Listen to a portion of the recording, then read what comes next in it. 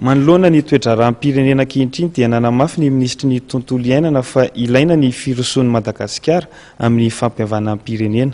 Nilaza ihany koa ny ministry ny tontolo iainana fa misy ireo olona miaro tombontsoa mampirisika ny isian'ny korontana eto Madagasikara.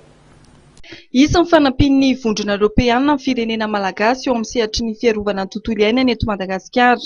Izay no nivoatra tamin'ny fihaonana ofisialy androany teny Tsahavola teo amin'ny Andriamatoa Antel Marapalany, ministry ny tontolo iainana sy ny ala andaniny, ary Andriamatoa Antonio Sanchez Benedito, mahasoivon'ny vondrona Europeana miasa simoana eto Madagasikara ankilany.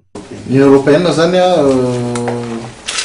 efa nanampy antsika tamin'ny présentation du plan d'assainissement tany Genève tamin'ny mois de juillet. Ankoatran'izay dia mbola vonona koa zareo ny nanampy antsika amin'ny sehatry ny tontolo iainana sy ny ala amin'ny ankapobeny.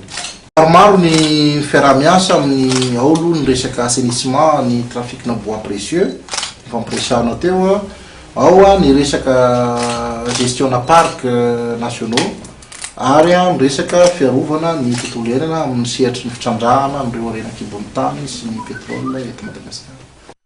Ho an'ny mahasoivon'ny vondrona Europeana dia nahatsikaritra ny firosoan'ny asa famolavolana ny drafitra nasionaly fampandrosoana na ny plan national de développement izy ireo.